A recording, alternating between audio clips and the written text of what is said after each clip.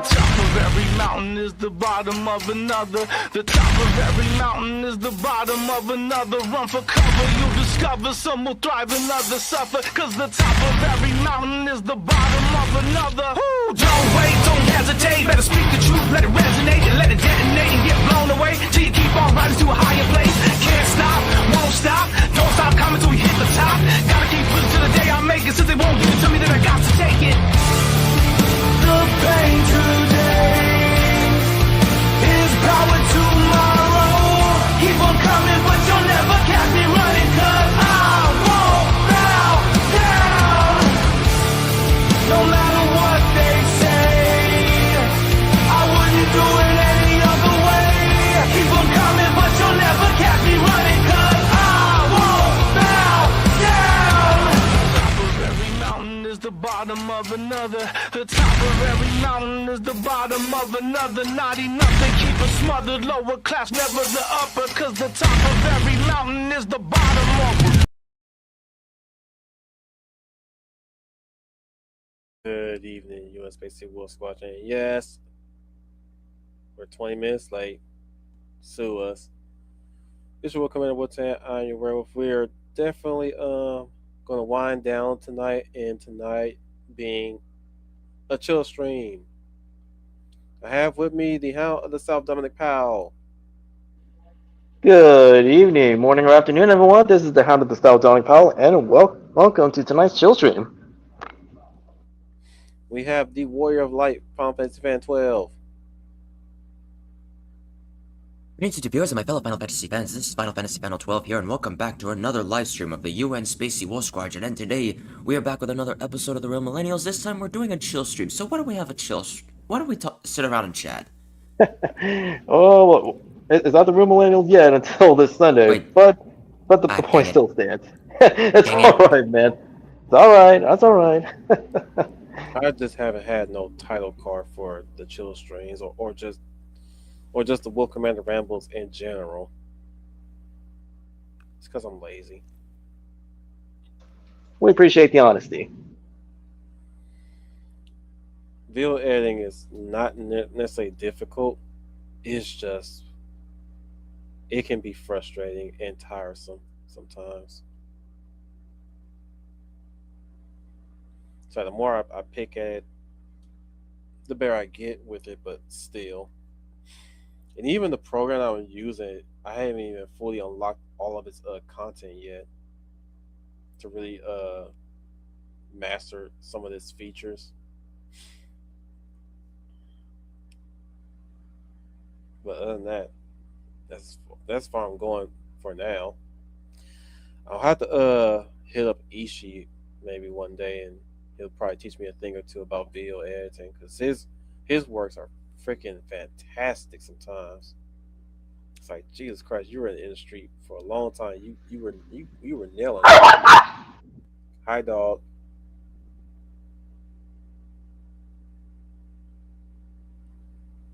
So we're chilling. We're on some open topics and stuff.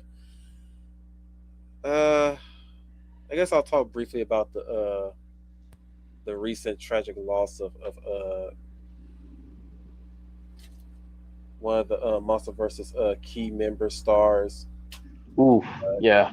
Kaylee Hoddle, also known as Gia from the recent 2 Godzilla Kong film. The Too young, man. Yeah, it is very, very sad just to get that news this week after the passing of both Sam Neill. Neill and another well-known and beloved actress, Brenda Fricker, I think. Yes. Also known as the homeless pigeon lady from Home Alone 2, who was also in many other movies, shows, networks. But most people know her from that movie. Yeah. We'll just start with the youngest, with Kaylee Hoddle, mainly because really that one hits the hardest because her age. It really centers around her age. She was so young and just beginning and just getting started on her acting career. Mm-hmm. I mean, to be honest, she is the welcome breath of fresh air breathing into the MonsterVerse that was really opening up the lore. That was really not. I wouldn't say it wasn't really there yet until we got to Godzilla versus Kong. I mean, it was building up to that ever since Kong Skull Island did that little teaser at the end, but we didn't really know that the MonsterVerse was going to open up like that when it came down to Godzilla versus Kong, where it just starts opening up more ground, and then New Empire expanded because Mm-hmm. Godzilla versus no Kong Skull Island introduced Hollow Earth, which Yep. we didn't explore yet until we got to Godzilla versus Kong, and then we got to explore a bit more in New Empire. And that right at that point, when we got to New Empire, we even also expanded on Gia's character, which was amazingly done. The Hatu, no, the Hatuas from the freaking Polygon trilogy. What the hell I'm talking about? The Iwa were a new addition to the MonsterVerse through Kong Skull Island. And we thought that it was the end for them when GVK came up, because it was offhandedly exposit that Skull Island was destroyed by a freak storm. I hope, and I hope, and I hope when I get around to season 2 of Monarch, they explain how did that happen. Otherwise, I'm going to be pissed that was an additional point in Godzilla versus Kong. Yeah, I hear you, man. Completely hand wave why Skull Island is no more. Right? I hope my art get to expand upon that. Same here. Mind you, I did enjoy I actually learned to love season 1. But season 2 has a lot to live up. Mm-hmm. But let me digress. The Iwa, we thought the Iwa ended with Skull Island, but it was revealed in Hollow Earth they actually thrive. But they thrive as a far more ancient, more advanced Iwa, as opposed to the more primitive Iwa in Skull Island proper, which was fine. And God, it's gonna really, really hurt. Woo! Those 2 films now.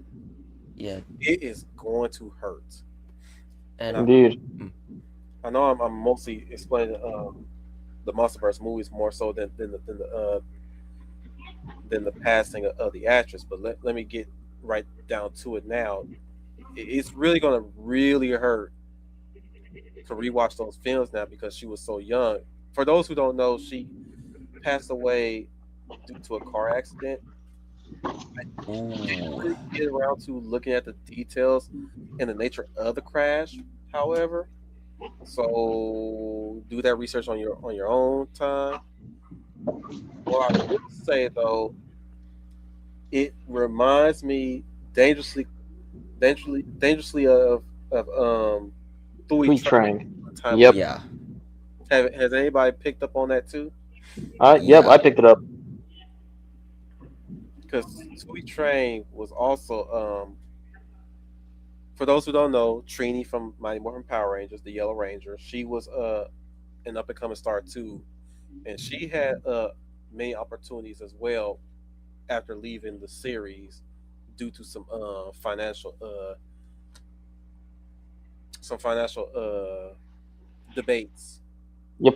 Back at Saban. But she had just came off The Crow Sea of Angels, part 2 of the first Crow, and then that happened on September of all places. She died in a car accident. Well, she didn't really die directly in the car accident. She died on the way to the To hospital. the hospital. She had to be While helped her out of it. while her friend her friend like ended up surviving from the crash. Yeah. And actually, after Tweet's death, like her friend like had a bout of survivor's guilt. Indeed. Yeah. With Hollow, And while we were on the subject, oh, sorry, Wolf. finish. Go ahead. Okay, while we were on the subject of the MonsterVerse, had both of you heard the news of the director of the Godzilla minus series of Godzilla -1? Mm-hmm. That he yeah, he passed away, I think either to old age or cancer, I'm not sure, because originally it was gonna be a whole trilogy, but then it ended up being a duology due to his passing. What? Yeah. What? Yep. Dang!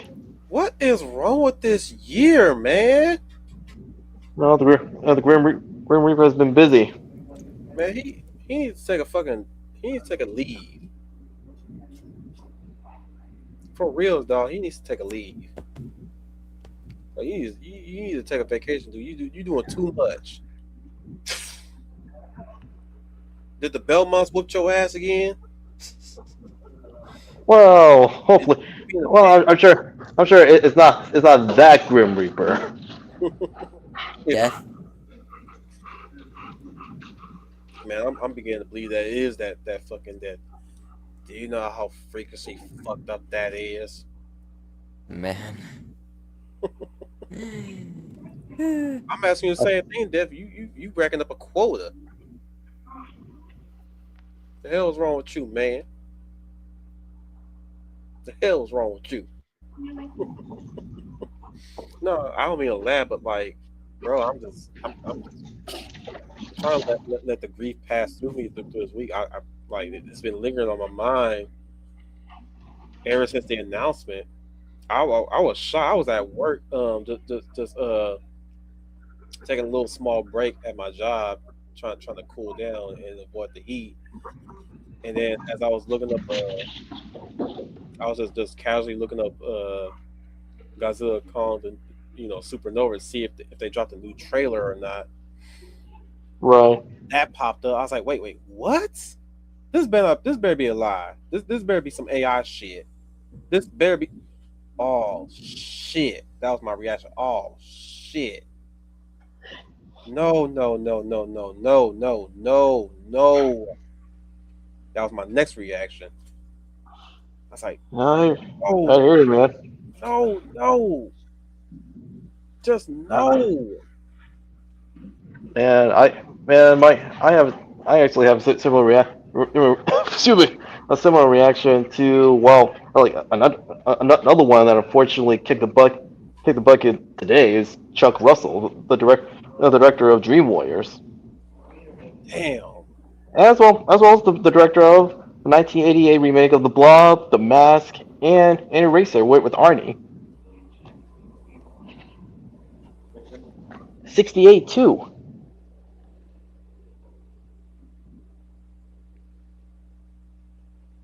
'68.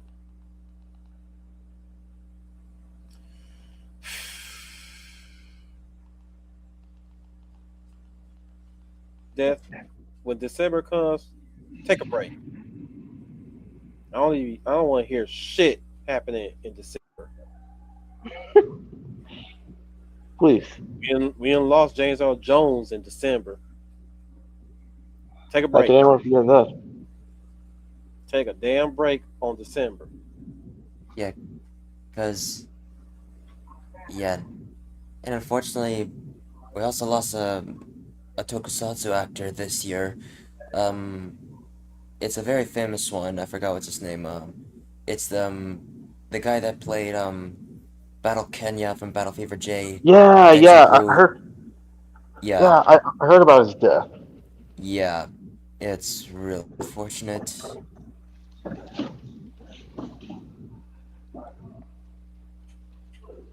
I think his name was Kenji Oba, I think. I forgot. Yeah, Kenji Oba. For those not in the know, he was Battle Kenya from Battlefield J, Denji Blue from Denji Man, and was Space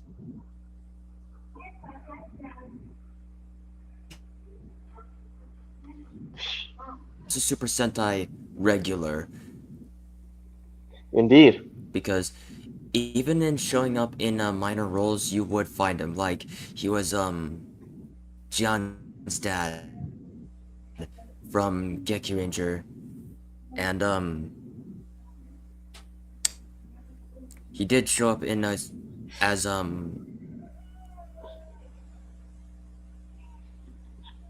Space Sheriff Galvan in Goka versus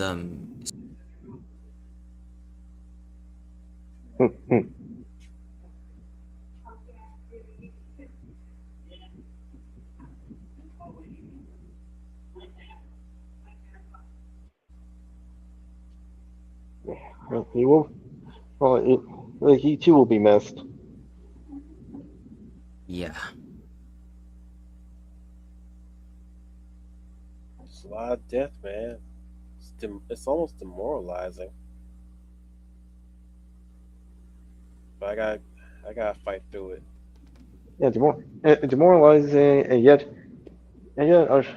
yeah, it's positive that those like who are recently departed like don't want us to be drowning in grief. They will want us to keep moving forward.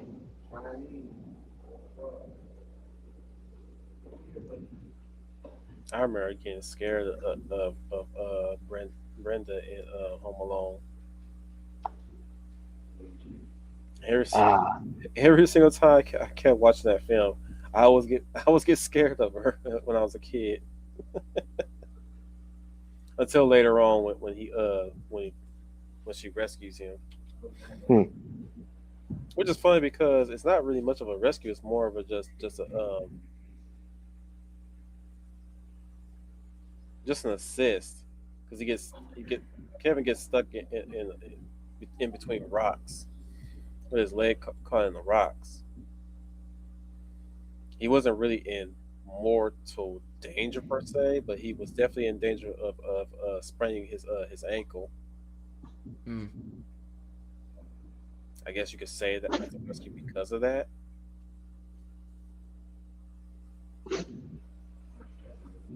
But I have a way of thinking things differently sometimes. So you guys will have to forgive me on that one. But man, just hearing about her passing didn't really sting as much. But I'm like, yeah, rewatching is going to be hard. It's going to be really hard because many of the people are no longer with us. Like, is it going to hurt anybody that when they rewatch The Lion King or Star Wars? That's the question I'm now asking that myself. Again, going back to Tokusatsu, because now that Kenji Oba passed away, I'm just now thinking of a lot of other Super Sentai actors that are still around that have been there, even like pre-Zyuranger, that a lot of them are very likely just going to kick the bucket. Because now I'm mainly just scared for ones that I'm scared for are a lot of the legends that were there, like Aka Ranger's actor from Go Ranger, the actor who played Guy from Jetman, um, the Zyuranger cast.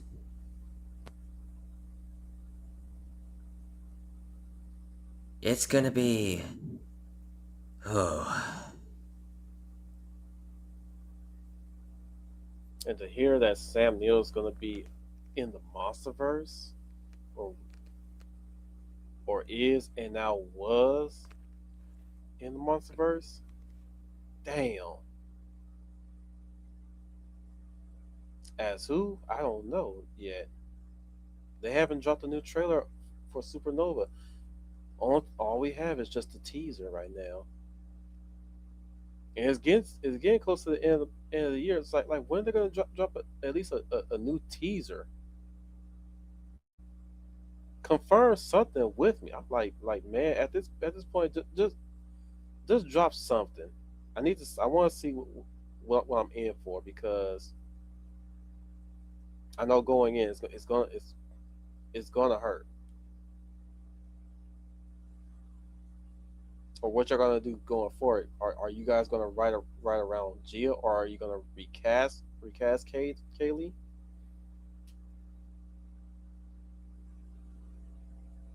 I'm at the point where I don't I don't know. I don't know if I feel right about that one. I mean, Chadwick was a whole different story because Chadwick had his whole pedigree of films to fall back on. So recast him for me, it feels right, but like this little girl, I don't know. What do you think, guys? It's concerning.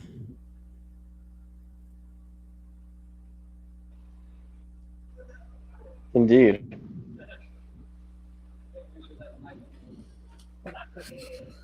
Yeah, yeah, buddy. That's actually my response on when I first I heard of her death. Either we cast her, or like not have her in the future film. And Yeah, I actually, think shit, thought strikes me again about Super Sentai. But now that Super Sentai had is now on hiatus for the very first time in its 50-year history after Gozuger, which really hadn't been doing all that great. But if it ever does come back, and if there are ever going to be any more anniversary seasons of Sentai, what will they even do when a lot of the legacy actors of Sentai are going to be gone?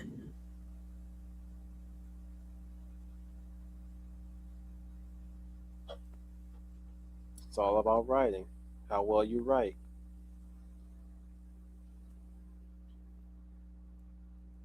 It's what they're doing with the Fast and Furious.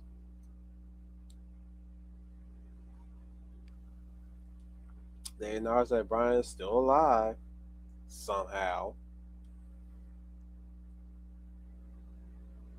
and they can really just use his brothers to take on the roles. They already know how to do the CGI for the makeup. You know, Hmm. or just stick or don't even bother with the CGI. Just have his brother be his replacement. I'm Mm-hmm. disregard what I said earlier. I'm at this point where I'm like, why is it such a struggle to recast actors now? Right? They've been doing it for years, recasting it and changing And actors when the previous actor either passed or left the project. I'm saying, and then that's where role applies to voice acting, and at the time you wouldn't even know that the character's VA has been replaced because like the new guy or the new girl sounds exactly eerily the same as the previous VA. Like Now I'm not for saying. example, for example, I'm for sorry. example, like Storm's VA, like in X Men '92. Like for years, like I never knew she actually has two voice actors. Hmm.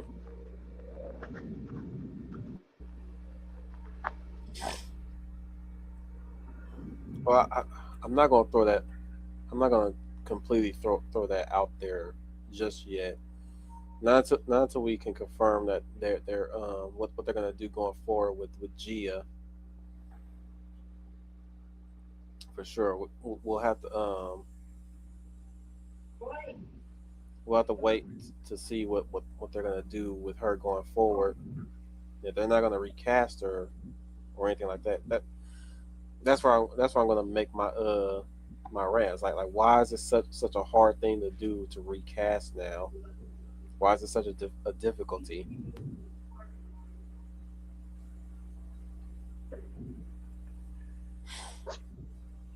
Like case in like his boys with Chadwick, like even his family like, wanted T'Challa to be recasted.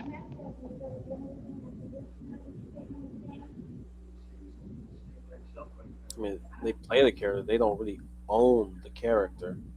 Uh huh. And I think it gets to a point where it already started earlier ago when the first Iron Man released. They're at the point where now it's like the actor has done such a good job with such a character. They cannot it's like people cannot see the character as anything else other than that actor anymore.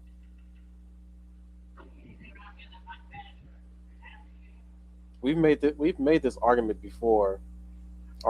We made this rant before years back, years back in the intersection of Wolfman and Randall's, where just about every Marvel character,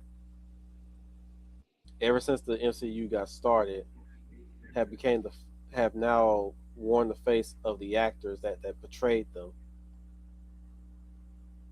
and it's gotten to the point where it's getting so they're acting like it's so hard to change the actor, even though they've also demonstrated that actors can be replaced. Terrence Mm-hmm. to Don Cheadle, for example, it's like it wasn't a problem then, you know. Certainly wasn't a problem then. Mm-hmm. Ed Norton to To Mark Ruffalo. Mark Ruffalo wasn't hard then. Now it's got to a point where they are they were beginning to attempt to replace the characters because once again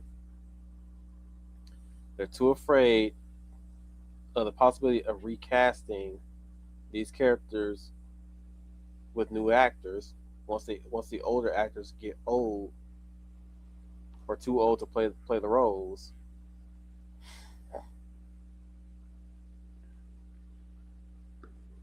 It is definitely getting out of hand, gentlemen, and Indeed. I will have to withhold that rant for now until Supernova finally drops the trailer and we'll see what they have to say about Gia's character going forward.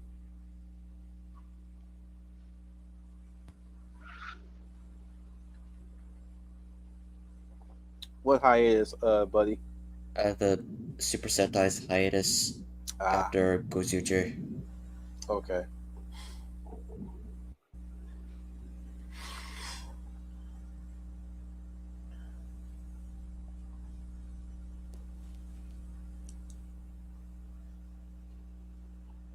But I just don't know anymore, gentlemen. We're just losing a lot of great, wonderful people. Yeah, and crud. I keep going back to Sentai, but then we also lost one of the singers of Sentai. Goes by the nickname of N.O.B. I forgot what his full name was. He did he was most infamous for Super Sentai for doing the openings for Bokenger and Goseiger, and upon hearing his passing, a lot of the other singers of Super Sentai that were, I forgot what it's called, um, Project R, I think, that they have been hearing about this and they've done two tributes to him because he was such a vital part within that band. The first time was actually making a whole stage about him, um, about his songs, alongside I think it was his mom, and they've both done acoustic versions of Bokenger and Goseiger's openings, and then Project R did this again with all the singers singing the Super Sentai Superstar opening. That's from the Super Sentai Greatest Battle uh, show or miniseries that's meant to tie Lupin Ranger versus Pato Ranger to Ryu Soldier, that they've sung all that and left one clip of his singing voice for one moment while Boken Ren and Gosei Red showed up.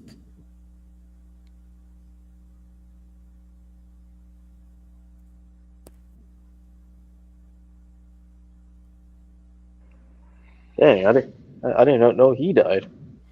Yeah, and it had a large toll on the singers, especially his mom, and yeah, basically everyone in his parents, but it's definitely seen from his mom. I bet. Yeah, at the same time, but like it is a heartwarming tribute. Yeah. Yeah, I actually I rewatched Small Soldiers when I was paying a visit to that's one of the local comic book stores I go to, and the guys who I know over there, they're actually playing Small Soldiers. Still still holds up.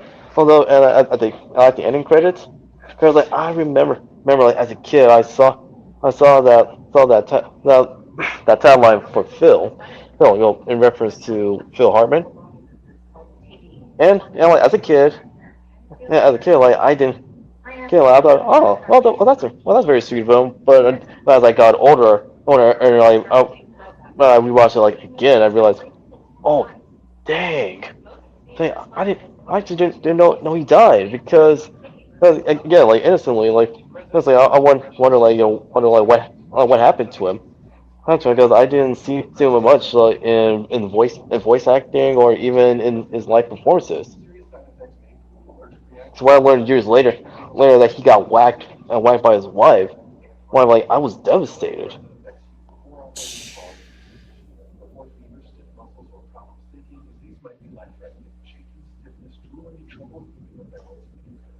Like Phil, he was taken away too soon as well. Granted, like he's old, well, he is older than she is actor, but he still died too young. At the same time, it also like highlighted the issue of abuse like done by women on men and boys.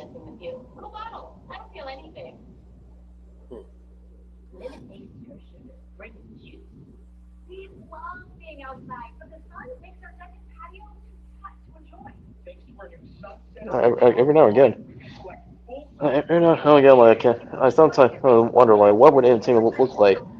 Oh, like not only if Phil Hartman is still alive, but also like his wife is arrested for abusing him.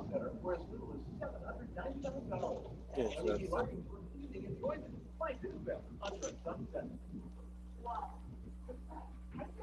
I'll be right back. Okay. Yeah, take your time. No, I'm not sure like if you heard of this. Well, this is like other piece of news, but apparently it turns out Pearl of Steven Universe, like her voice actor it's revealed that she's pretty based. Oh, really? Right. Yeah, because not only is she a fan of Kirk, but is also a supporter of Donald Trump. Oh, Yeah, when that piece of news broke out, it caused the Steven Universe fandom to spurg out. yeah, I can imagine that.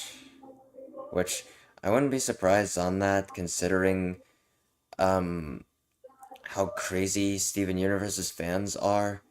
I refuse to even compare them to MHA because MHA is a whole other beast. Yeah,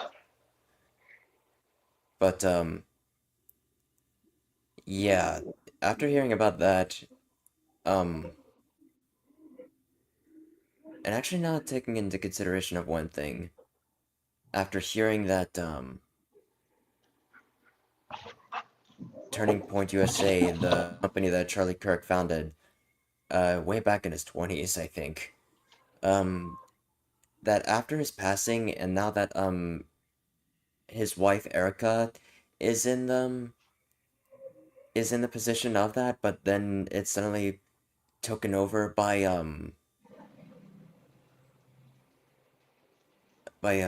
what's the right word for it? Because I don't want to do it. Yeah, it's just I don't know how else to describe them, but the grifters basically. But I I always had the feeling that not only Charlie Kirk would be shaking his head in disbelief at what his company has become, but I also do feel sorry for Erica for seeing on how what Charlie Kirk's own company had become when all the grifters came in and Oh turned yeah. a turning point into something that it isn't. Yep. And I don't agree with Charlie Kirk on anything, but I do agree with his politics. Excuse me. What gave Kirk his charm is really like he is a kind guy like who can like who is like who can like talk to any who can talk to anyone and really bring people together. Yeah, Yes, yes, Ethereal, you are right. Letting the soul flow. yeah.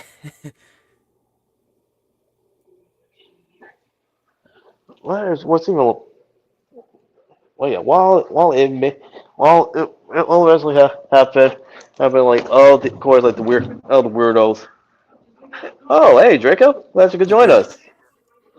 What- Imagine Will's gonna be although, over here going like, "Get your butt over here." well, it'll be more it'll be more explicit like, with his colorful language, but yes. Yeah, I'm back. Welcome back. Well, speak of the devil. What the fuck you mean colorful language then if it's involving me? Yeah, Nothing. we just brought your name. We just brought your name because Draco's here. And what that got to do with me? Cause we were thinking that by you seeing Draco and now you just go like, dude, get your butt in here. Nigga, get your butt in here. Exactly. When did I think? How did I ever predict that?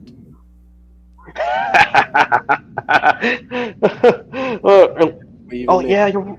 I just wanted you to have your moment. And yes, you're also right on Ethereal. They're like Pandora, Rita's actress, also like that. She died a few years ago. Oh yeah, more than a few years ago. Her very last role was in Maji Ranger. She was I forgot what's her name. The Um Earth, the Sorcerer. Earth Mother. no, no. She was dressed in all white. She has white hair. I forgot what's her name.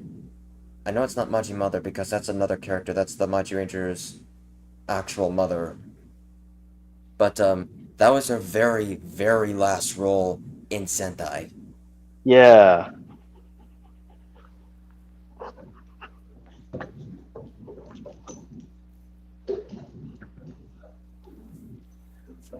Yeah, it's great. It's crazy like how long how much time has passed since she died, but people still remember her. Yeah.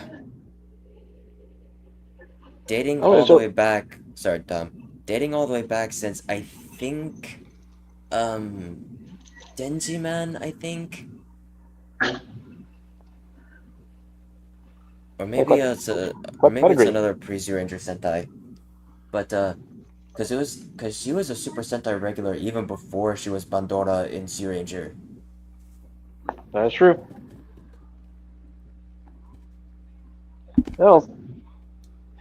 Yeah, well, it shows that she is just as yeah, it's just as iconic and memorable as well as Pandora's English actor and voice Mm-hmm. actor too. Yeah.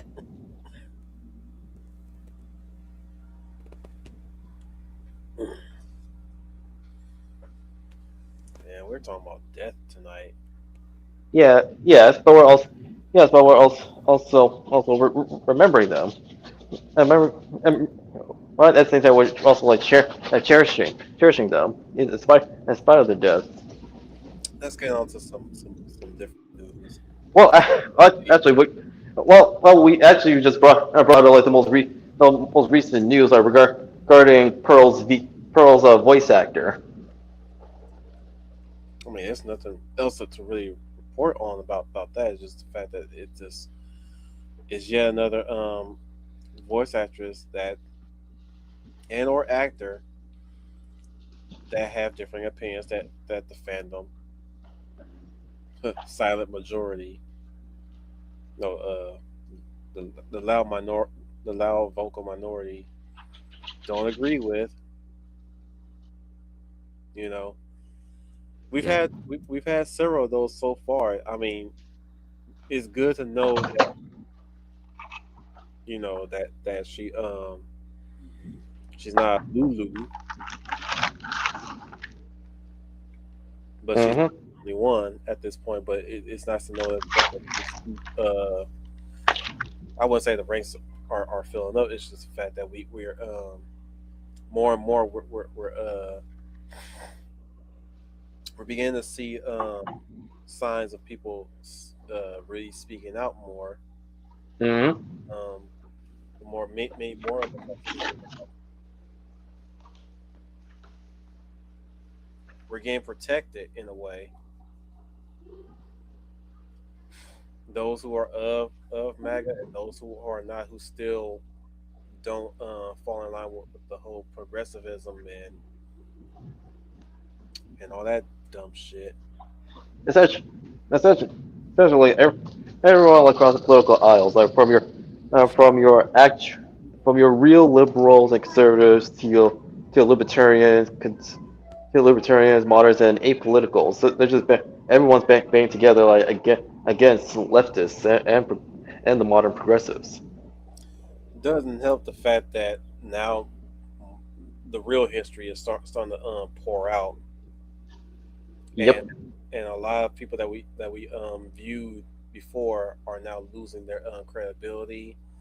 They're losing their images. It's everything famous about them that we know about, that we've been taught for a majority of our lives, have started to erode due to more information being brought out. And what's that's such silly, as what's silly of the fact, such as Mother Teresa as an example. mhm, all these good saints and say these quote unquote saviors and pioneers of social change are beginning to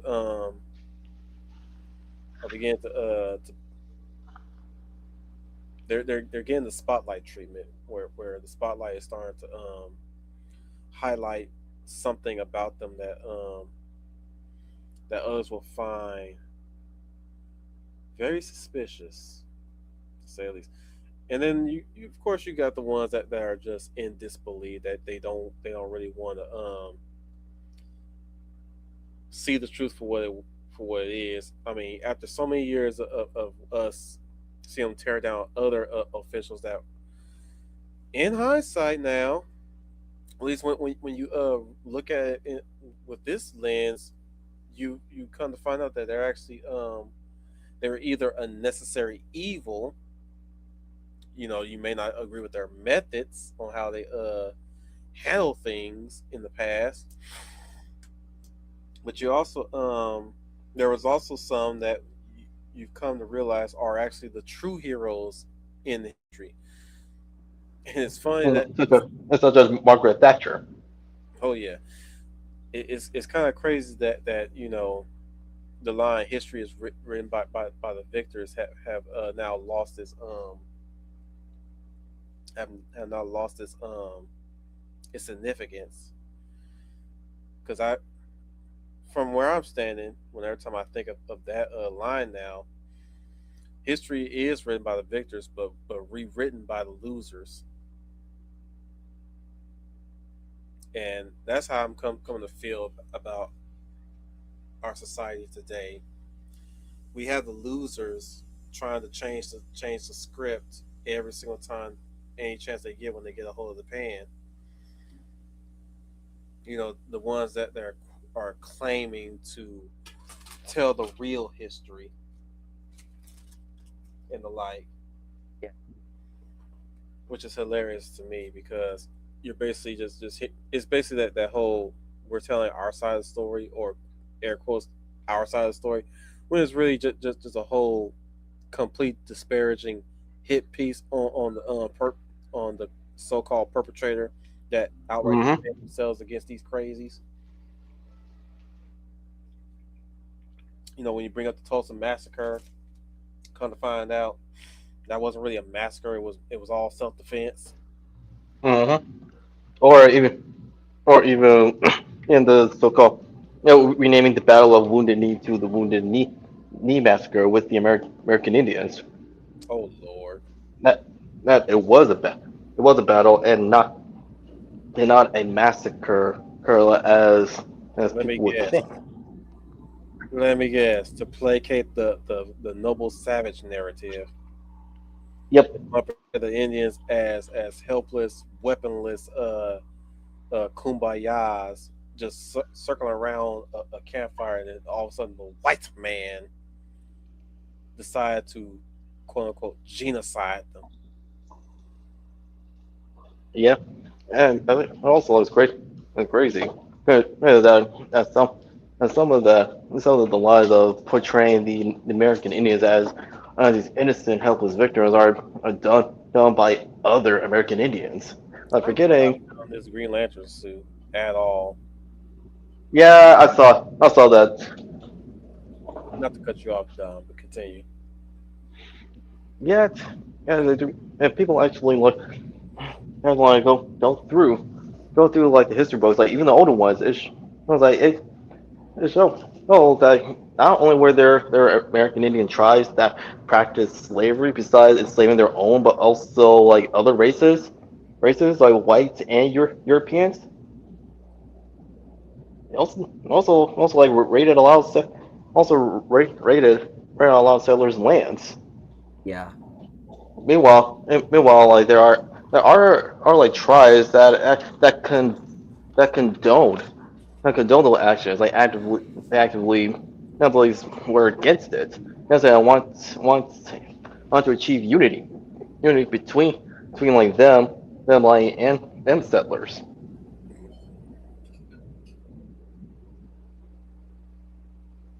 And yes, buddy, there is there's a reason why some of the American Indian tribes were called savages. Mm-hmm. Savages, savages, barely even human. Savages, savages. Yeah, which it reminded me a lot of Pocahontas. Pocahontas was like where it as a soundtrack. However, like how they like portray the villain of the movie when you look into his history, he's not an actual bad guy in the history books. Hmm. No, they turned him like into a villain. Like, could you imagine like at the big battle, Pocahontas like turns out to be one of the American Indian tribes.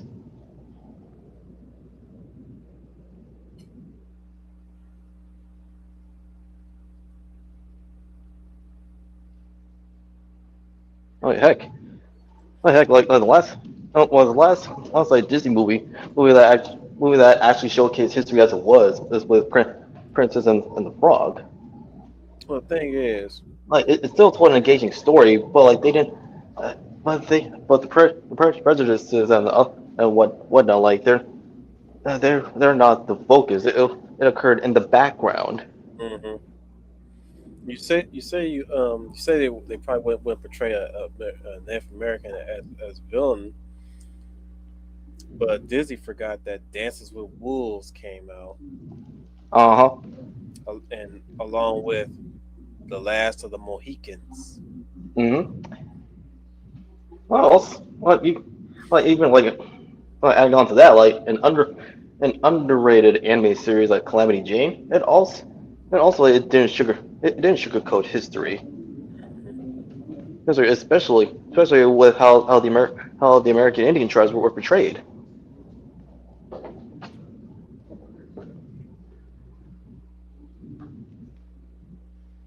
it is still a shame that it didn't get more seasons like after season one. As it stands right now, movie that I'm only two movies I'm mainly interested in is Godzilla Minus Zero and Doom Part Three. No, I'm looking for Godzilla minus zero. It's And Spider-Man. yes, that's true. That's true. It's real. They're like they did turn like Tarzan's cousin like into a villain. Especially like those like who read the original Edgar Rice Burroughs those books. It was like they learned that Tarzan's real name is Clinton Greystone.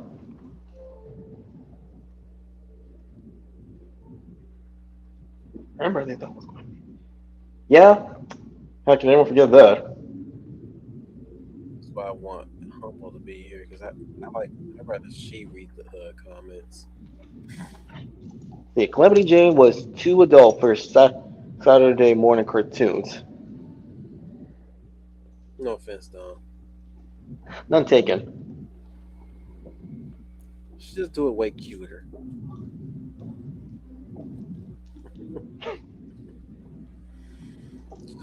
She just randomly starts reading. Dude, that's so funny. That's so funny. Somehow Calamity Jane was too adult for Saturday morning cartoons, yet it represented like that era of Western animation where you have variety. Variety, not just the characters, but also in art style. Yeah, there was a lot of animated pro- projects that were like that. Hmm. Jane again, we gotta start acting like these were like the first ones or the only ones. There have been plenty of projects that were like that, like Calamity Jane. Oh, absolutely. And the thing is, we never hear about them because too often they are usually buried until somebody finds a way to put them on display on YouTube. And funny enough, YouTube doesn't touch it. They don't mess with it. That's how we find out. I mean, I've been I've been hit with OVAs that I ain't never even heard of. That's how I learned about Robot Carnival, which we did do a stream on, I believe last year. Yeah. You can say like that. Say will apply the video showcasing showcasing like older manga that are not given the same spotlight treatment as say the classics from like Shonen Jump and their other competitive publishers. Speaking of anime, we I need to get around to getting us prepared for Angel Egg. Ooh, now that is a timeless classic. And it's still free on YouTube somewhere. I gotta find it. We gotta talk about Angel's Egg one day. Yeah, yeah. One of these days, we should cover El Hazard. There's another one that I found recently thanks to a YouTube short that I want us to watch too. I'm definitely picking up a list to have us talk about anime that I myself have not watched yet.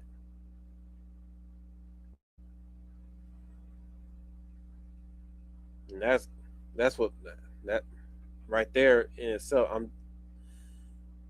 it's getting me excited. It's really getting me very excited. Yeah, along with with manga that either I have not heard of growing up, or I have heard of, but then I get a chance to read in their entirety. And yeah, buddy, that is today with most of today's animated works over here in the West. There's little to no variety. So which that we can expand that we will expound upon in a later episode of the Real Millennials. Hmm. I'm sure Leia will love that.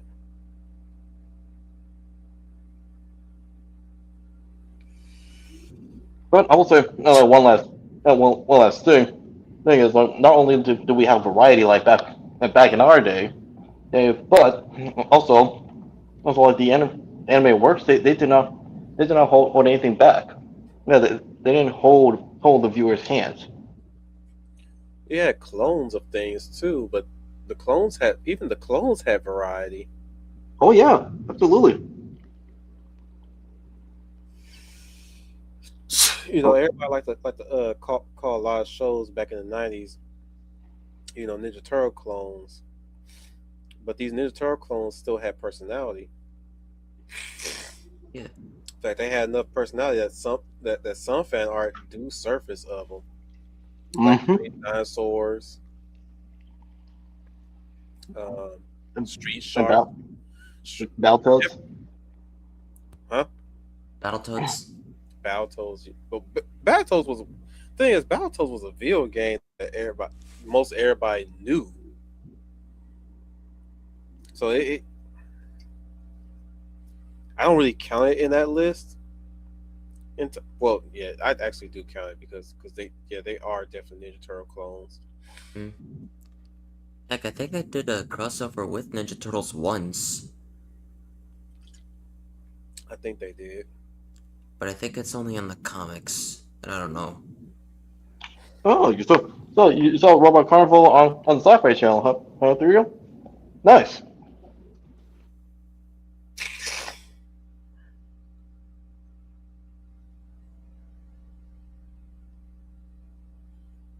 Yeah, it's true. Between I can't tell which one I like the most, either Extreme Dinosaurs or Street Sharks, because both their intros were kick ass. There was also Biker Mice from Mars, and Biker Mice from Mars, along with SWAT Cats, had a ton of fan art going for them. Indeed. Well, also, I'm I don't know, telling like, with you, Back Mice from Mars, Mars like it even received a sequel like in the 2000s. That was like what showcased like what happened. Okay, like the later adventures like of the mice I don't like the art style. in the sequel. hmm Yeah, I get it. I avoid that one because I didn't like the art style. They were too sanitized and clean. Even though they still got some of their bow damage and experimentation damage. It was so flat. The colors were flat. Their body type styles were redid to be more soft and not intimidating. Same thing with their faces. They didn't look scowly. They looked more happy go lucky to for a different phrase. And I was like, ew, I don't like the look of this. This looks like that shitty ass Crash Test Dummy series that they were trying to push. I remember. Oh man, I remember that. And I actually had the Crash Test Dummies like action figures. Yeah, a fucking action figure that was based off a fucking Buckle Your a fucking PSA commercial. Right. Yeah, and it's gotten a video game about that too. That's how you knew that era of animation was going to be dry for a while when their next project was an animation adaptation of a fucking safety PSA. You can learn a lot from a dummy. Buckle your safety belt. I was like, I like them better when they're in a freaking commercial, not a fucking cartoon. Right. I miss the costumes and the like. I don't want to see them actual. You know, I rather see a live show of that where they do the most craziest stunts, but somehow they survive the stunt. In fact, You know, that's exactly how I would have how I would have went about something like that. They try to superhero fight these motherfuckers. It's like, I don't like this. See, when they did the Biker Mice from Mars, the sequel, and I saw, I was like, man, this. I don't want to be reminded of the Crash Test Dummies cartoon that they try to push. I rather I rather watch Rescue Heroes. I like that show. Even though that show was made to sell the toys. Anybody remember Rescue Heroes? Mm-hmm. And I did watch the shows as well. Man, that freaking intro theme song was kicking. That techno beat. Mm-hmm. It was going dangerously hard in a good way, and I was like, man, I Yep. love that show because of that song. Same thing with Adam. Adam had no business going that damn hard the way it did. Awesome teens and on machines, Mm-hmm. especially the outro, bro. The outro went extra hard. I was like man, y'all need to stop, and I love it. Keep going. I know I'm contradicting myself. Keep going. Don't stop. Wait a minute, buddy. What? Like who? Like how? Like who can? Who decided to use Saturday morning cartoons as a slur? Well, that's news to me. I think Well, it's no, it's basically the shock jock reviewers all referring to something as Saturday morning fare or Saturday morning or they'll label a villain a Saturday morning cartoon villain because he's evil for the sake of evil.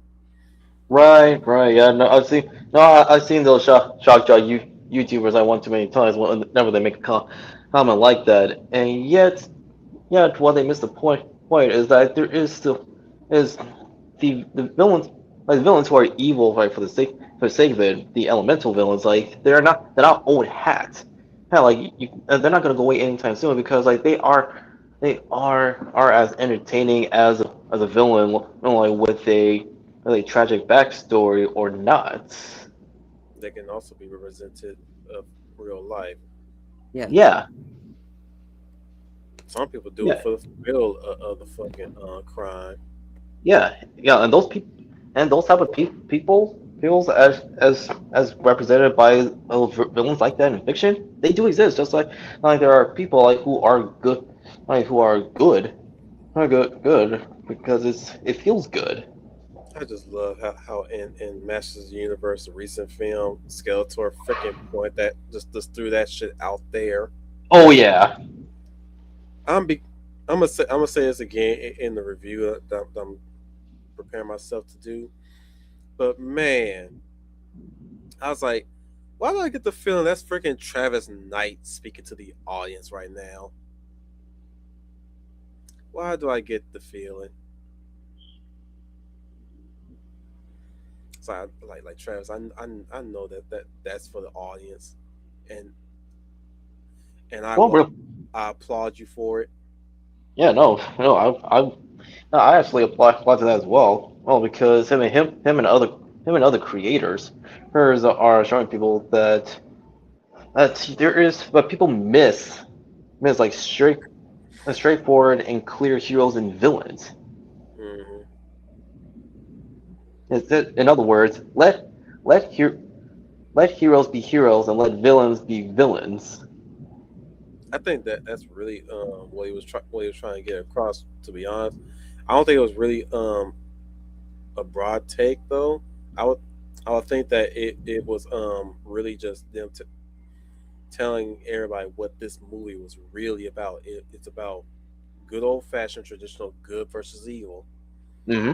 It's not gonna be this whole long ass take of oh the villain is just a guy who wanted something more, or the hero needed the huge affirmation. It's like no, we're like even Adam himself during that film was getting tired of the affirming lines and shit. Like, Hmm. yeah, sure. He would like to avoid conflict. He's not really he doesn't feel like he's fit for combat. But he also didn't like being talked down to either. Yeah, and that is evident throughout the movie. But we'll say that for the actual review. And let's see. Really, buddy. So, Alphatino machines have connections to Mask and Vortec and Action Man. Oh, that's interesting. Really, what makes say, so really, like how is it that Adam has any connections with Mask? Like Action Man, I can see because it is effectively a reboot of the Action Man series. That's what, yeah, no, yeah, Zuko, due to Zuko of Avatar: Last Airbender and Adventure Time, it pretty much I had a lot of today's writers I wanted to write the misunderstood or tragic villains, like and not just animation, but other facets of entertainment and storytelling.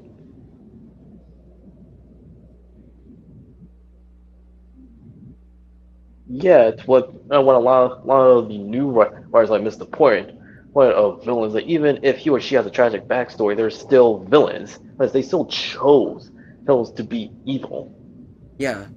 and they revel in it. Mm-hmm.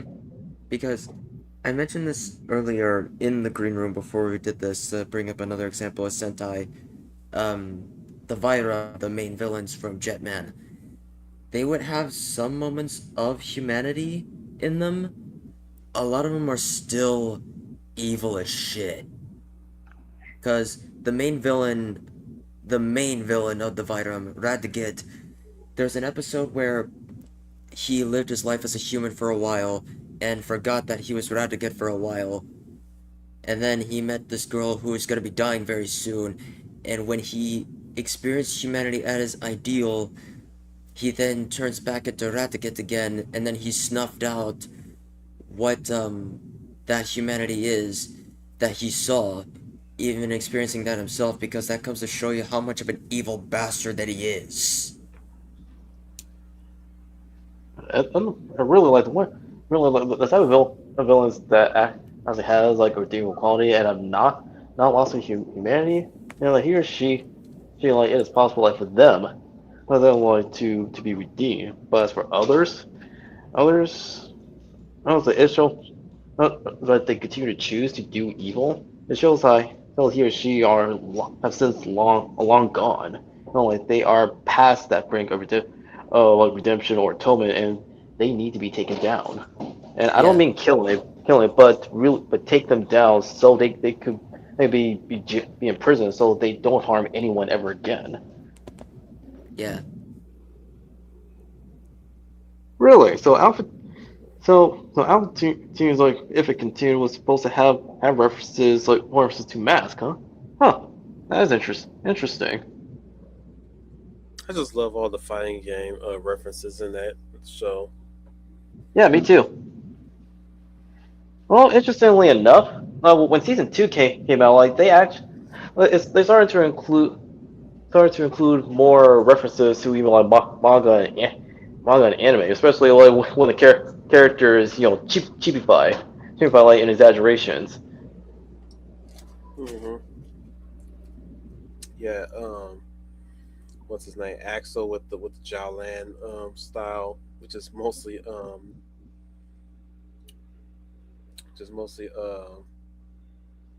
the assassin fist. Oh, it's a that's for the martial arts. Sorry, it's a Jolan. Yeah, I'm saying like if you it's Ryu and Ken's fighting style. Yeah, yeah. No, but Axel he is like quite the incarnation like of Action Man. And every time he activates his ability, Sholon! Sholon c'est pas ma Paku! What's even I, crazy like with season two like it was left on a major cliffhanger that has not been resolved, especially when it's revealed that his dad is still alive but is held captive Jesus, after like by that he already society. dead back back in those times too, both the 90s and the 2000s. When they reveal that family member is alive, they don't fall through with that shit. They just cut it off right there. Right?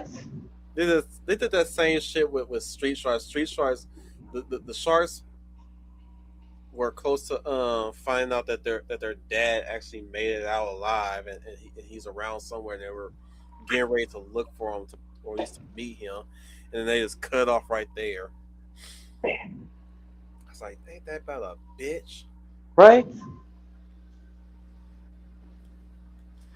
Like Yep. Spider-Man, except Spider-Man actually did get his conclusion through X-Men '97, but still, it's like freaking. Yeah, but we don't know like how Peter was able to retrieve like Mary Jane from the multiverse, I'm at because there's still a story to be told. I'm at the point I don't care. She's back. I'm at that point. I was like, I don't really care anymore. I'm older. I'm older now.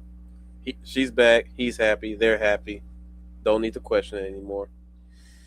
I'm sure it involved traveling into that void of open space and getting her out of there, or some major event that he had to go through to retrieve her. And when he finally saw her, he reached out and got her. Right.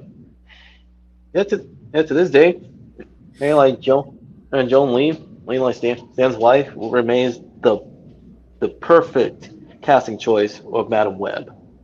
You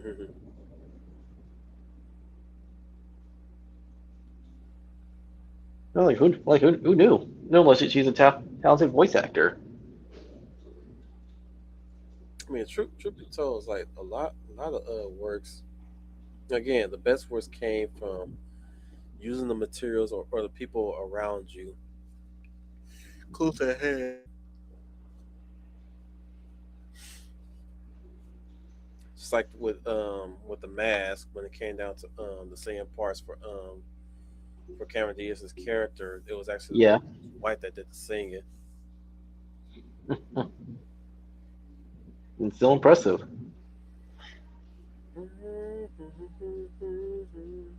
And I remember like after I watched the mask, and then I read the original comic from Dark Horse, where it's like, while it's enjoyable, I came out of it with, this is one of those cases where I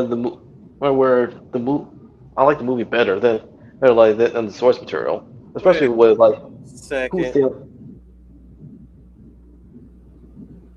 The cowgirl literally became a cowgirl in Goblin Slayer. wait what? What? I'm seeing somebody sharing three pictures of her, and she's like got this big axe, these this bikini armor, and she's got fur on her legs and a tail and a pair of horns and some cow ears. Like, did That's you just become a minotaur?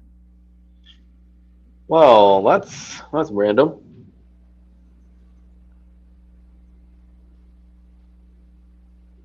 What, is this coming from the anime adaptation or from the source material, Looking at something. Okay, this is not. or is it fan art? I don't think it's fan art. It's got Goblin Slayer in the panels.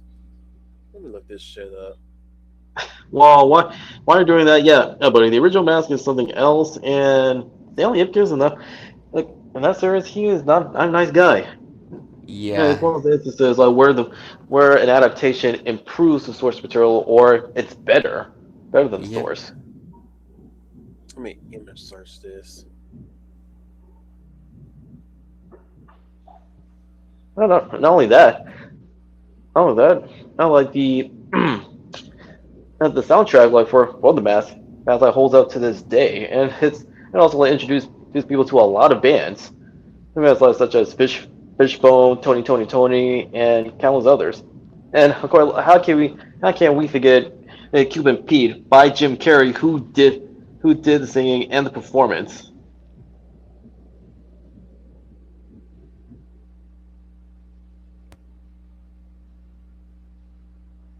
That won't help. Hunt for Grey October, yeah, it could work as as a sequel to the original Mask. Got the question. Well, I mean, it can work, but it's best like to hold it off until like entertainment's back on track. Now, now what it could work is it's if a creative team decides to ignore Son of the Mask. Yeah, that's. I was thinking about that too. Like, if for that to work, then that would mean in the hypothetical creative team would have to pull a Halloween 2017 where it just ignored the other sequels, even though those sequels like for Halloween after the first movie like weren't all bad. yeah, yeah, it's pretty much. That's pretty much like a guarantee that that if a proper sequel to The Mask was made, everyone will ignore Son of the Mask. Yeah.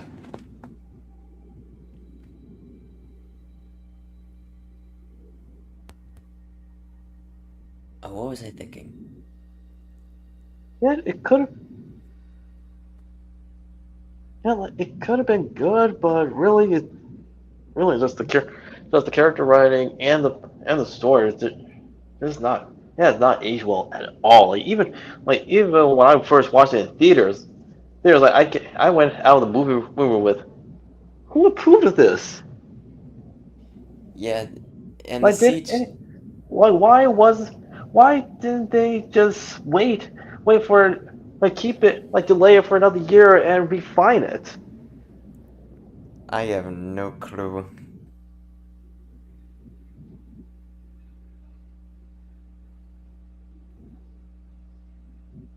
Easy.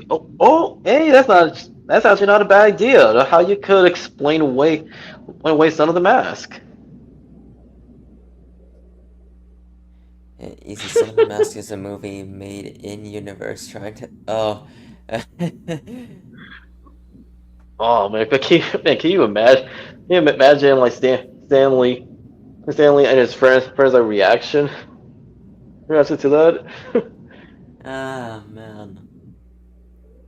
I can already imagine like pulling there'll be some humor where it pulls a Deadpool where it pokes fun at the Green Lantern movie. In this case, it's poking fun at Son of the Mask. I'll probably do that a little sparingly because for as much love that And we that's what I give mean. For as much love as we give Ryan Reynolds, I think he just like does that way too much with his films, especially in Deadpool, where he just like makes fun of that. I'm not sure if he's also poked fun at the Baraka Deadpool in X-Men Origins Wolverine.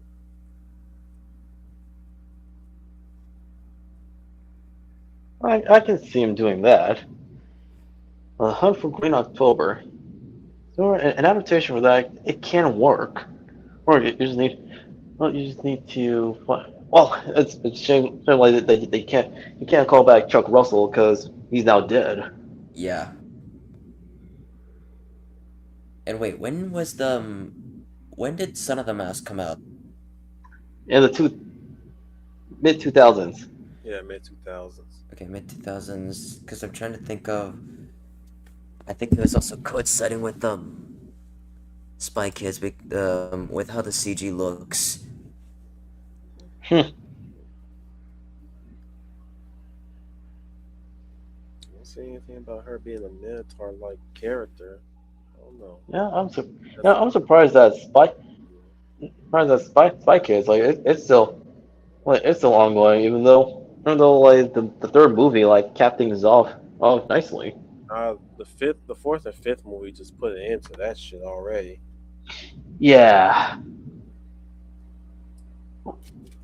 I was surprised that they even. Then again, it's freaking Robert Rodriguez. He's gonna squeeze something out. He's known for that. But True. yeah, the fifth one was the death knell right there. It's like at that. It's not even the fact. it's not even it's not really just the quality. It's not just the quality. It's just the fact that people stop caring about the Spy Kids.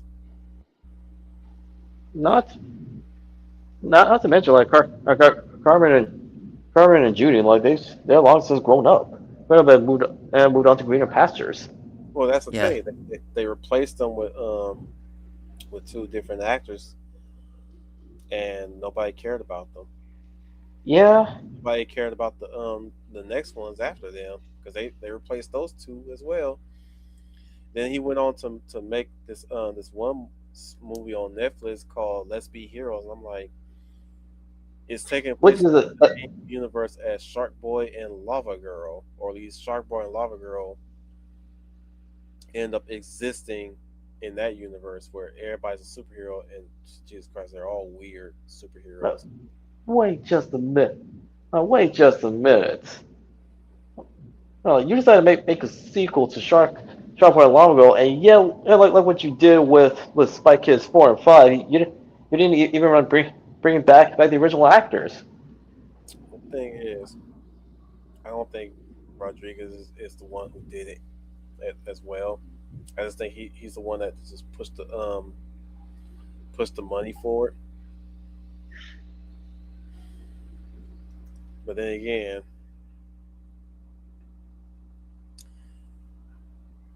I don't know what he's in charge of anything anymore when it comes to projects. Right? That's And my thing with him. yeah, well, no, it's not just him waiting for Battle Angel Alita too, buddy. Also James Cameron. That's one of the reasons why I can never call him a hack per se, because he's basically just Mexican. He's gonna be Mexican. He's there to do the job and go home and probably drink some tequila.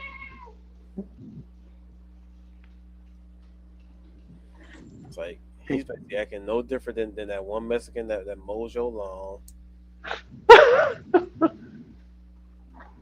I mean the only difference is he actually does some quality shit. Yes. I mean, He's one of, by and large Mexicans do some quality shit, but like, bro, you gotta be careful with which one you hire. right. You still gotta be careful which one you hire. But the thing is that like that's how I tend to see Rodriguez nowadays. Is that is at this point he's just there.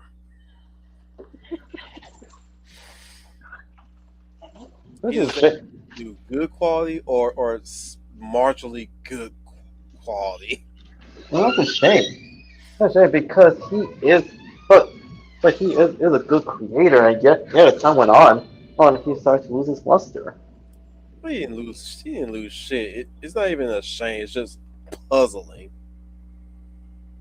It's just puzzling what he chooses to put some energy into versus he's just there. There. At this point, I'm just sitting here like I'm like, you know what? I'm at my wits end.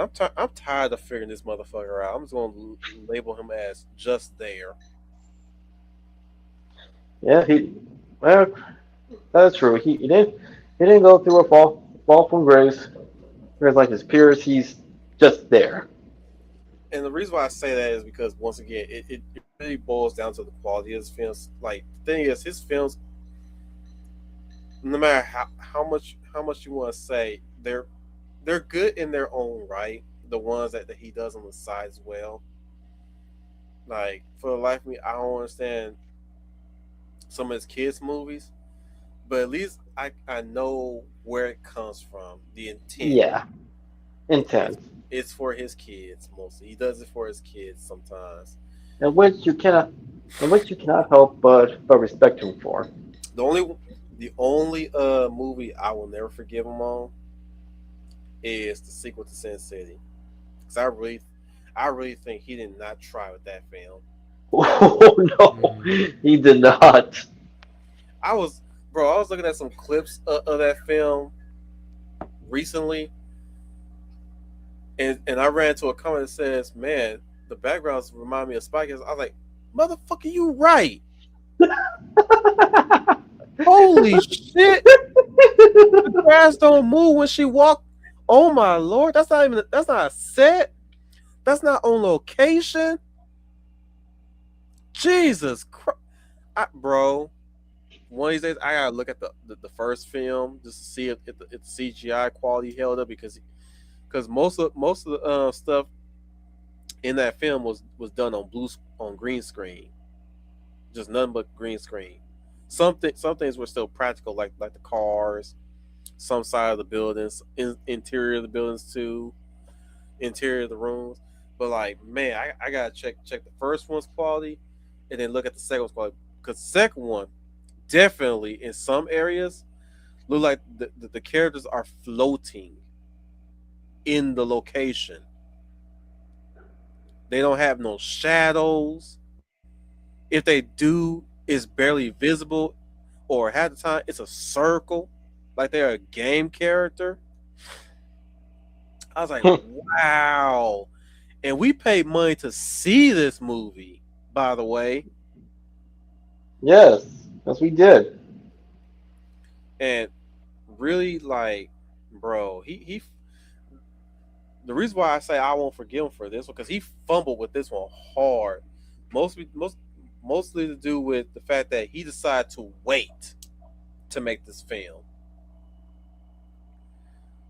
And the longer he waited, I'm about to after I'm done with this diatribe, I gotta really make sure that I don't do what he does. Cause man, like a lot of circumstances happened while he waited. First of all, we lost Michael Clark Duncan, so he couldn't reprise his role as Minute. That's number one. Number two, Devon Alkey was having a baby at the time, but for some reason he couldn't bring her back. But even then, why would you want to bring her back anyways for the sequel? Because by that point, it's supposed to be taking place before the first film. The sequel is absolute. The sequel stories are both sequel stories and prequel stories, and one of the prequel stories involved Miho, which kind of establishes why they know each other or why they recognize each other in the big fat kill. But I was like, if you put her in there, she's old. She's gonna be too old, and she probably not gonna deal with all that stunt work anymore after having a baby or two. I don't know how many kids she got. We don't see her that much anymore in Hollywood or any film for that matter. Like Jesus Christ, what the fuck happened to her? I, Carmen? Devin Aoki, because like I was talking about earlier, I was talking about he. The reason why I won't forgive him for A Day to Kill for, he decided to wait. Yep. And he waited a long time, and the longer he waited, the worse the circumstances became. Because like earlier ago, I mentioned Michael Clark Duncan's passing because he was supposed to reprise his role as Minute. Yeah. But Dennis Hayward was not nearly that intimidating compared to Duncan because Dennis Hayward for his deep voice is still soft, and only thing you can hear from him is him being the Allstate guy.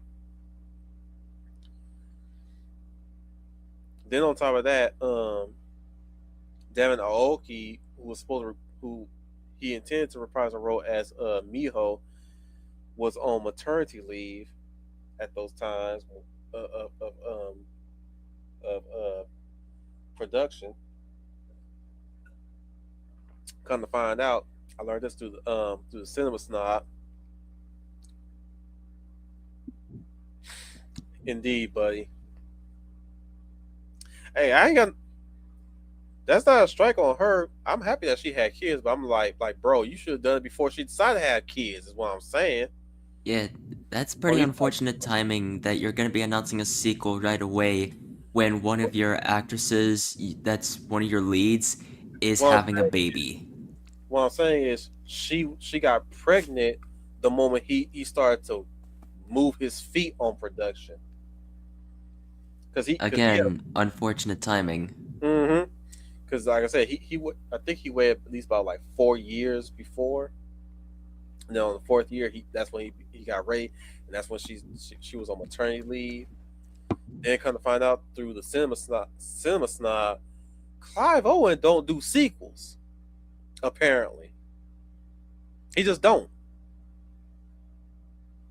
So it just shows that he was the wrong guy to play as Dwight in the first film. But I don't put the fault on neither one of them.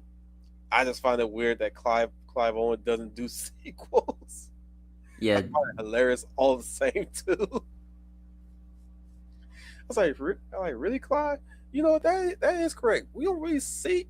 It's like we don't really see him do sequel like movies at yeah. all. That's crazy. He only do one shot movies only.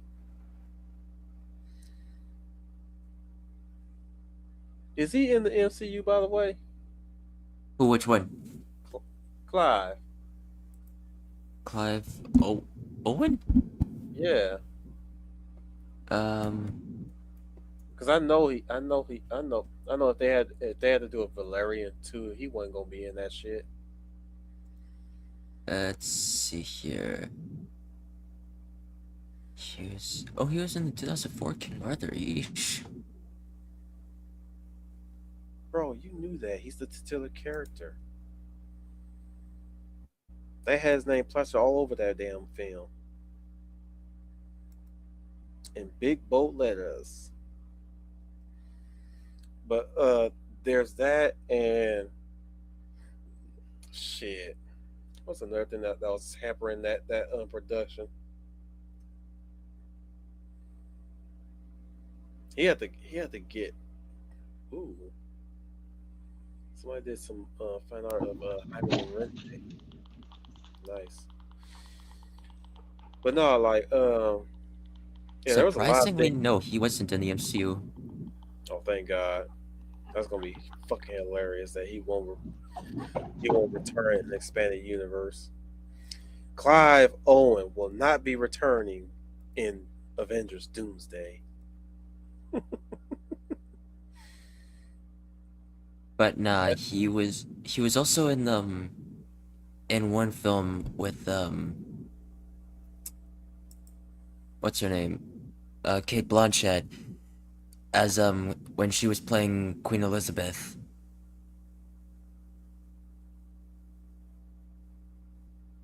And Just thought I'd let you know. he's another actor that I put on the same kind of put on the same caliber as Denzel and who else I put who else I said put Sam Neill. So I don't go out of my way to watch every one of their films because really is due to the fact that the film itself is not really that interest doesn't pique my interest. So like even that actor alone won't get me to go watch that film. That's just how my brain works, man. Sorry, guys. That's just how my brain works. I'm crazy like that.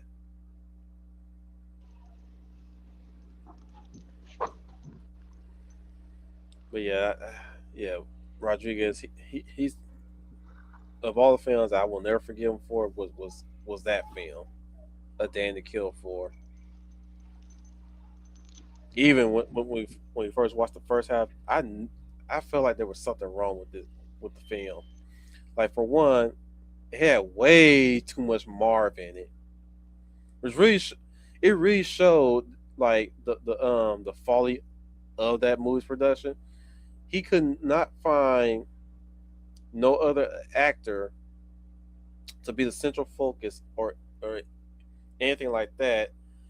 And I think he overplayed his hand too early with the Sin City comics, because he pretty much adapted all the anthology in the first book, but he couldn't really I don't think he couldn't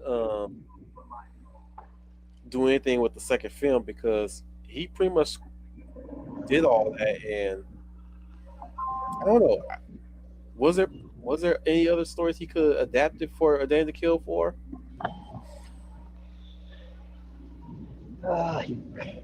He could have. But it was their review. It was their backseat review of A Day to Kill for.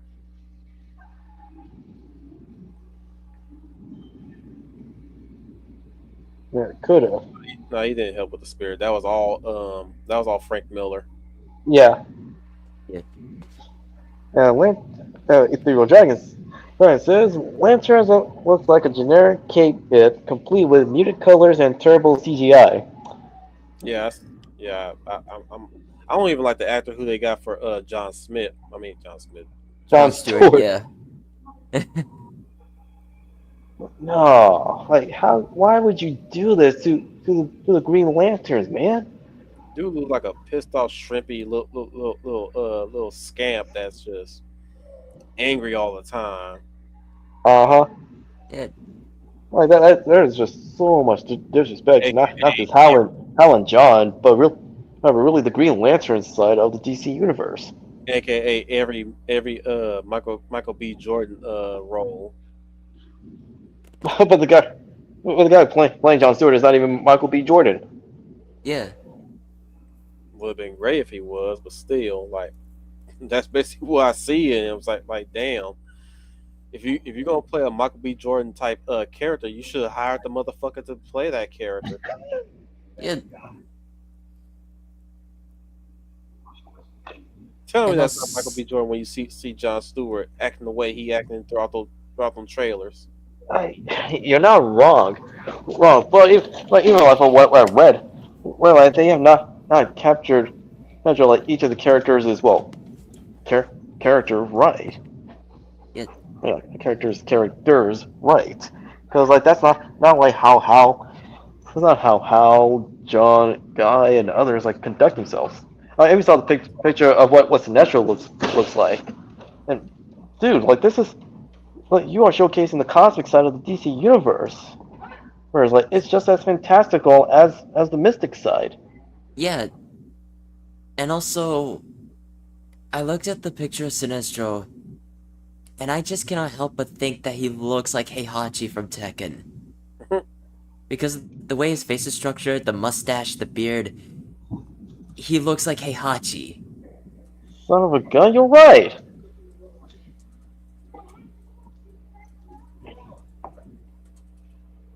Like, seriously, guys, that's all you got for some guy who looks like Heihachi to play Sinestro.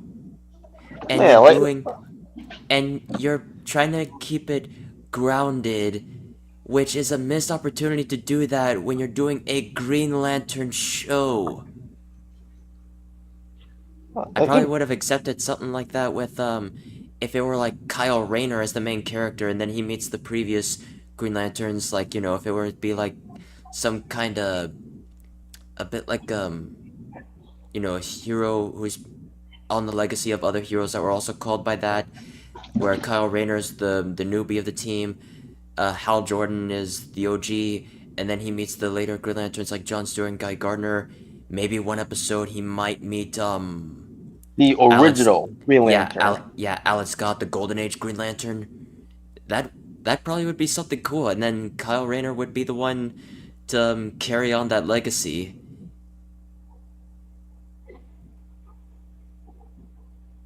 Yeah, Draco. I call when like how the manhunters are handled in Lanterns as well, instead of being like robots. Well, it's like they're portrayed as shape-shifting aliens, like they're the Skrulls, What the fuck?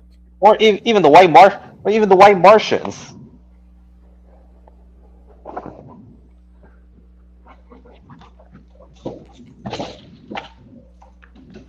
That's some bullshit. It is. Yeah, like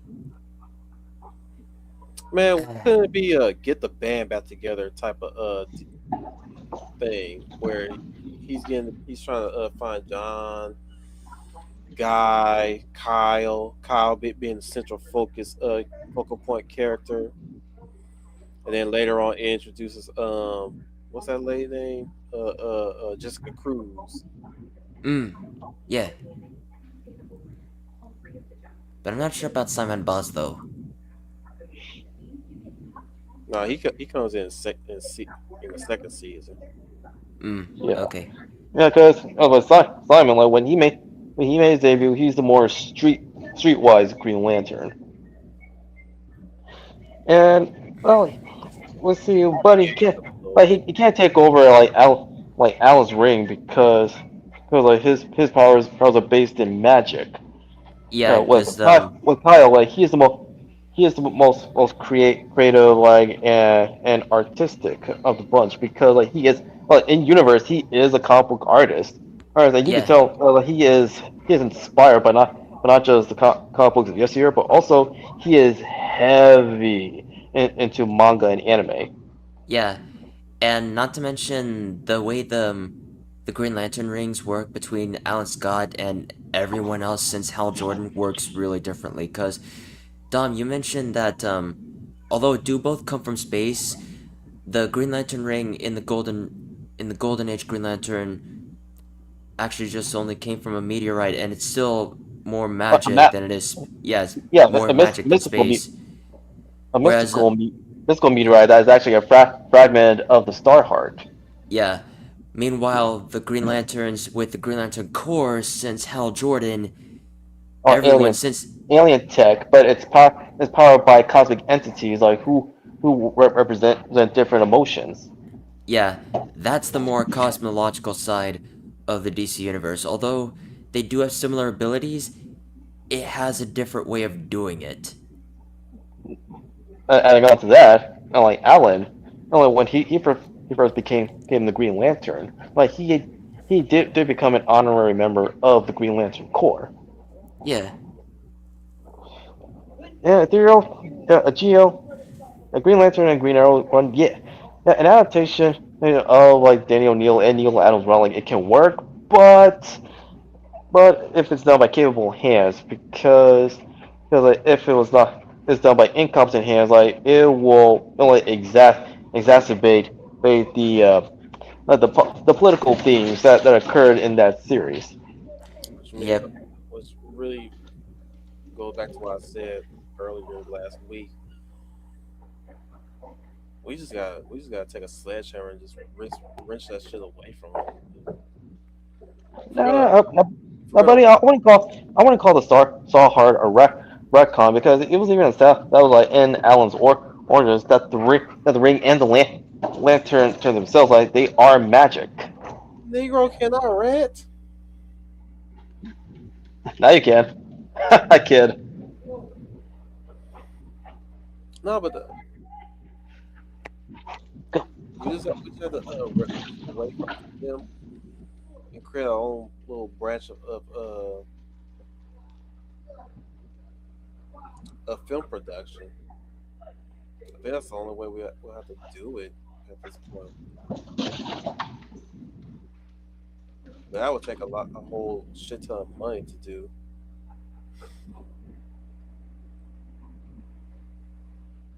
I don't know, man.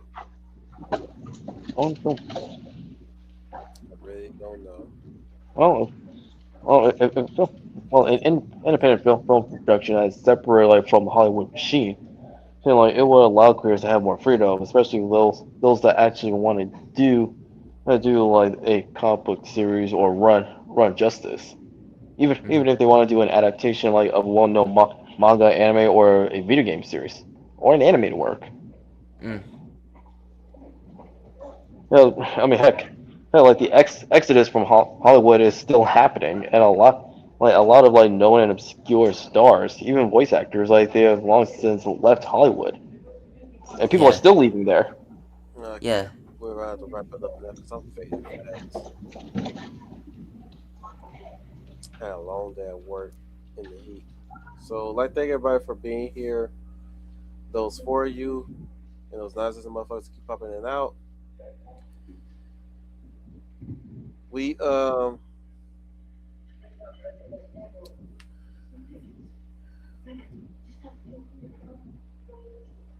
take good care of you. Take good care of yourselves, guys. Really, seriously, truly. Take good care of yourselves. Don't get too bummed about the deaths. And I'm not saying harden your hearts and close off to the point where you can't grieve for someone that you may not know or meet in life. But still, don't let it all I'm saying, don't let it demoralize you. Mm-hmm. We're losing a lot of people, it seems, and truth be told, we can't let that weigh us down from being productive and doing what we need to do in life.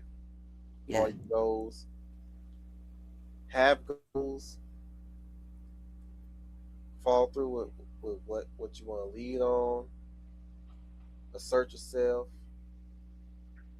position yourself well, stay yourself, discipline yourself into delayed gratification while you're doing it.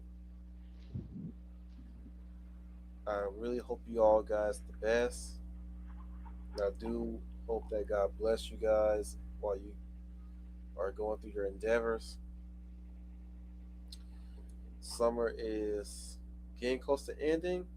Thank God for that. Well, it's not end. The And season's not ending yet. It doesn't end until September 20th. no shit, motherfucker. We only got 1 month. I'm just saying it's nearly over. Stay hydrated, stay cool. Don't get a heat stroke. Don't do anything reckless. Live your life. Try to love. Find the love. Whatever. Just live, guys. Live. And be kind. That too. But be careful. We are talking about comic books this weekend. So stay tuned this Sunday for the Real Millennials. And manga. Yep. I'm gonna kick your ass. You always gotta have that asterisk ready. Just imagine Wolf just yelling, Dom, I'm gonna kick your arse! Man, Well, it works to get a rise out of him. nah, you can just picture me with a big ass fan behind my back, ready to smack him with it. Some big ass anime fans. So yes, you do go, Dom, I'm gonna kick your arse! Something to that effect. Well, nonetheless, stay tuned, everyone, for this coming episode of the Real Millennials. We're going to talk everything related to comic books and manga, including talk about our favorite creators. Now I don't know when our next anime spotlight is coming in, but one idea I'm floating around right now when we do get back to anime spotlight, Shiki. We're gonna be talking about Shiki. Alright. Nice. For anyone who's a fan of Salem's Lot by Stephen King or John Carpenter's The Thing, Shiki is pretty much what happens if you mix them together. Hmm. Not really, because there's barely any body horror in that. No, not the body horror, but more of the paranoia. True. I would say it's more like John Carpenter's vampires, especially when we get to the end. Oh, absolutely. But yeah, we'll talk. Mm, we're talking about Shiki, an anime that I've never seen in my life that I recently just finished watching, and I don't know what our next movie spotlight's going to be, but we're definitely going to be continuing the tradition of the movie spotlight. I'm still planning out the next elevator pitch session. I'm trying to think of a thing that we can pitch stories around. Or maybe I'll change it up and make a challenging one and make it a group thing. I don't see why not. I got an idea for an elevator pitch, but I like to save that when we're over. Yeah. The Warrior of Light Final Fantasy Fan 12. Well, that about does it for this video. Thank you guys so much for watching. If you like what you saw, click like and subscribe and share with your family and friends. And make sure to ring that notification bell, that way you get notified of our latest videos. Once again, thank you guys so much for watching. This is Final Fantasy Fan 12 signing off. And remember, may the light forever shine upon us. The Hound of the South Dominant Pal. Thank you, everybody, for joining us in tonight's Jill stream. We hope we see you all again for this Sunday's episode of The Real Millennials. Until then, this is the Hound of the South Donic Pal signing off. And remember, keep up the good fight and maintain hope, idealism, and optimism alive in the world. Because remember, cynicism and nihilism are for losers. This is your welcome, Commander Will Tam. Remind you guys, you are the UN Spacey. Welcome to